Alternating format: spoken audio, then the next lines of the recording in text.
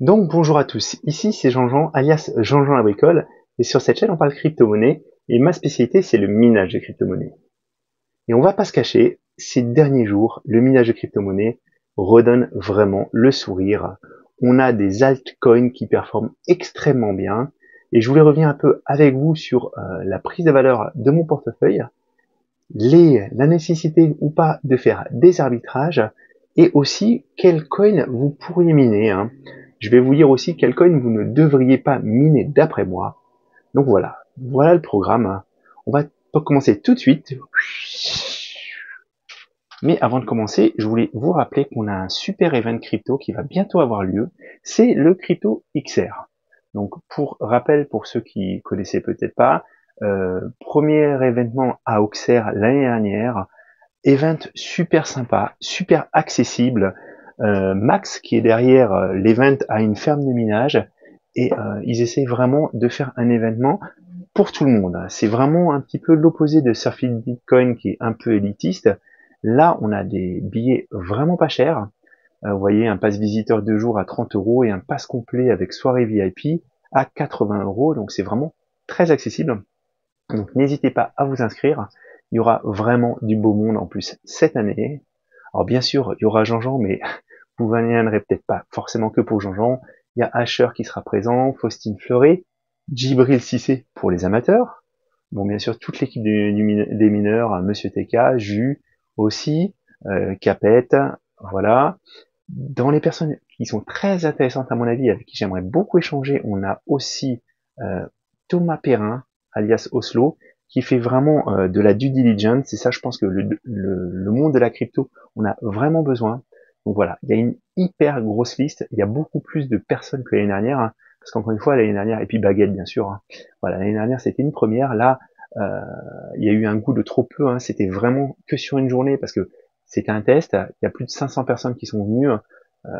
Et là, ils ont fait des choses vraiment beaucoup plus en grand, donc ça promet d'être vraiment formidable. Et en plus, ça va durer 3 jours. Donc voilà, n'hésitez pas. Vous savez maintenant ce que vous faites au mois de janvier si vous habitez en France ou dans les pays limitrophes. Voilà. Alors, je sais que pour les Canadiens, ça fait peut-être un petit peu loin, mais voilà. Alors, je voulais vous parler aujourd'hui des coins à miner et à pas miner, et je suis tombé en fait en regardant un petit peu ce que faisaient mes confrères sur une vidéo de Julien Roman il y a pas longtemps, et ça m'a fait un petit peu rigoler parce qu'en fait, donc effectivement, il parle de l'heure des altcoins avec des promesses de x10, x5, x20, hein, et effectivement, il a partagé un petit portefeuille qu'il essaie de développer.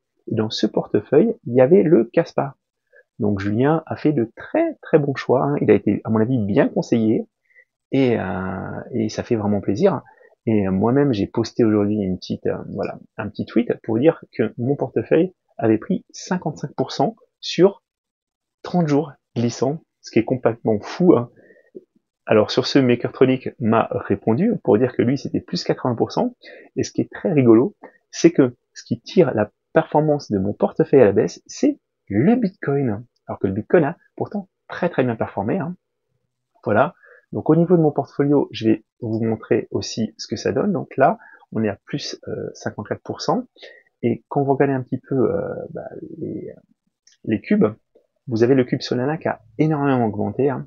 Et ça, c'est parce qu'en fait, on a le projet dans lequel Julien de la ferme des mineurs m'avait conseillé, Mad Labs, ce que j'ai pu minter, qui a complètement explosé. Donc il a plus de 100 Solana actuellement pour en acheter un. Et c'est notamment lié au fait que donc MadLab, c'est pas simplement un wallet NFT, c'est pas un NFT, c'est aussi un wallet. Et en fait, ils ont comme projet de lancer un exchange. Et ils ont en plus été débauchés voilà, des gens de Feu FTX, l'avocat de Feu FTX, pour créer un nouvel exchange de crypto-monnaie basé à Dubaï. Voilà. Donc c'est fait. Le fait qu'il y ait vraiment cet exchange qui va être créé, etc., ça contribue à la prise de valeur de ce NFT et c'est complètement fou. C'est complètement fou quand on regarde un petit peu ce que j'ai. Alors j'ai regardé un petit peu les performances, mais regardez, donc on a le Caspar hein, à plus de 148% sur les 30 derniers jours, mais il n'y a pas que lui. Le Solana est à 185% sur les 90 derniers jours. Alephium dont on parlait récemment, nous fait plus 100% quasiment sur les 7 derniers jours. Hein.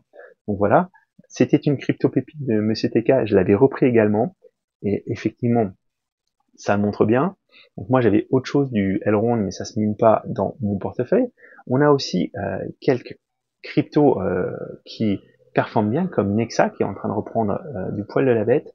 J'avais aussi, alors celui qui m'embête, alors où est-ce qu'il est? Même Raptorum est positif, ce qui est assez rare, parce qu'on avait vraiment un peu une descente à faire. Voilà, on a Radiant aussi euh, qui a repris position. Alors moi sur ces valeurs, je ne vends pas, parce que faut voir que Radiant était descendu de très très haut. Quand on regarde un petit peu la courbe, effectivement, il s'est repris, mais si on prend une plus longue période, on est loin de son all-time high, alors qu'en fait, voilà, cette période un petit peu fast, à mon avis, n'a pas encore été lancée. Voilà. Donc comme je vous avais dit, je voulais aussi vous parler des coins que vous pouvez miner, hein, parce que c'est ça l'intérêt aussi de la vidéo. Hein. Et quand on regarde un petit peu, quand on met par exemple sur hrate.no des cartes graphiques, alors moi j'ai été parti sur un petit rig de 6 30 70 pour à 10 centimes d'euros du kilowatt, ce qu'on a à peu près avec le tarif tempo d'EDF. Voilà. Et vous voyez, alors on a maintenant le choix, on a le Linex, Nexa, on a un autre projet alors dont mes confrères nord-américains parlent beaucoup, c'est le projet Chlore, Chlore.ai. Alors moi je voulais simplement vous mettre en garde par rapport à ce projet. Alors je vous montre, attendez, je l'avais mis de côté normalement, voilà. C'est DigiMine qui s'est lancé dessus et qui y croit beaucoup. Alors effectivement, le projet a beaucoup pris de valeur, voilà, au niveau minage. Par contre, je voulais vous mettre en garde sur deux choses. C'est a priori, mon confrère Ara, qui est développeur, a été pas mal regardé ce qu'il y avait derrière le projet. Et sur le GitHub, il y a très très peu de contributions. Voilà. Donc, ils promettent des développements, il y a une roadmap, etc. Il y a un engouement du public. Il y a aussi des jolis listings. Voilà, beaucoup d'échanges. Et vous voyez, il a pris 64% sur les 7 derniers jours. Mais ça ne veut pas dire que le projet est un projet ultra sérieux. Et il y a peut-être de fausses promesses. Voilà. Donc soyez bien prudents. Le mining, pour ça, souvent, on est aussi sur des coins, voilà, sur des choses qui sont voilà, des fausses promesses, hein, faut pas se mentir. Hein. Donc soyez un petit peu prudents. Si vous y allez aussi, je voulais vous mettre en garde parce que dans la liste des coins qui sont un peu top performers, on a le Chlore qui est en Capao, on a aussi le Norei qui est en Capao, il y en a d'autres aussi, les Neoxa, voilà, et Game Pass, alors celui-là je le connais pas encore, hein, mais j'ai vu il y a plein de nouveaux arrivants, beaucoup de coins aussi qui essaient de surfer sur d'autres coins qui ont bien performé. Hein. Le Capao, je vous rappelle, c'est quelque chose qui chauffe fort et qui peut chauffer très très fort au niveau des connectivités. Moi j'ai déjà eu des câbles qui ont noirci à cause de ça. Alors a priori, ça chauffe beaucoup moins sur les nouveaux modèles de chez AMD, sur les 6006, 6007, la chauffe est beaucoup plus modérée, mais sur les anciennes versions comme les 5006, 5007, ça peut chauffer fort et soyez faites très attention quand vous minez ça à vos paramétrages d'overclocking. N'hésitez pas à bien créer votre paramètre d'overclocking avant de lancer la feuille de route parce qu'autrement vous risquez vraiment des soucis. Il faut vraiment aussi que vous ayez de la marge au niveau de l'alimentation. En plus, dernièrement, on a été miné des coins qui consomment de moins en moins d'électricité. Donc vraiment, le choc peut être brutal hein, avec d'autres coins comme le Dinex qui consomme vraiment pas grand-chose. Voilà. Ou le Nexa.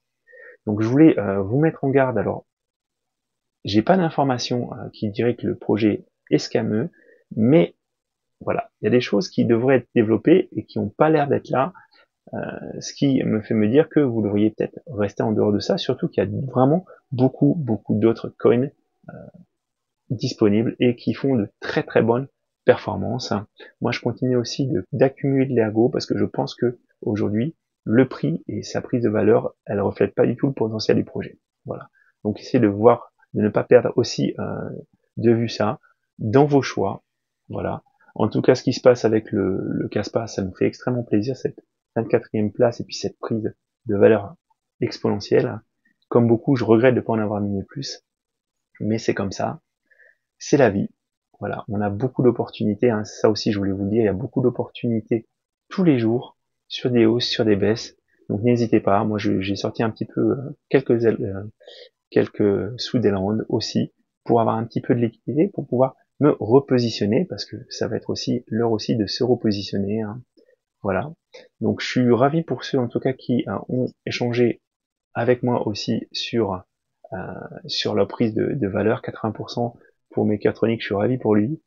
Il y en a qui sont montés beaucoup plus haut, il y en a qui avaient des gros bagues de casse-pas, donc forcément ça aide et ça fait extrêmement plaisir.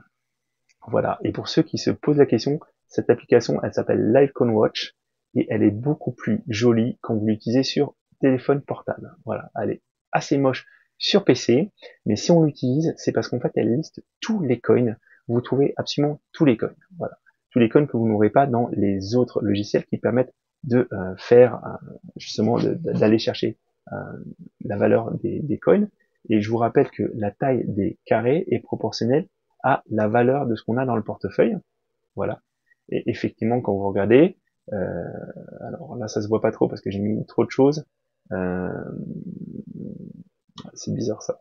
Effectivement, c'est bizarre. Oui, il y a mon Bitcoin qui apparaît pas. Oui, c'est parce que j'ai pas classé correctement. Donc voilà. C'est pour ça. Mais bon, euh, voilà, c'est proportionnel à la taille du carré et voilà. Donc j'espère que ça vous a intéressé, que vous avez quand même appris des choses. N'hésitez pas à partager ce que vous pensez vous du projet Clore.ai. Voilà, encore une fois, je suis pas là pour faire dire du mal bêtement du projet. C'est pareil, vous avez été nombreux à m'interroger sur plein de nouveaux coins. Honnêtement, moi, je n'arrive pas à suivre tout ce qui sort. Je ne peux pas miner tout ce qui est minable. Voilà, il faut faire des choix de toute façon, à savoir que les choix qu'on fait aujourd'hui, on saura, sauf si vous vendez vraiment tout de suite, ben, vous ne saurez pas si vous avez misé sur le bon cheval, bien entendu. Voilà, je vous dis à très bientôt, c'était Jean-Jean.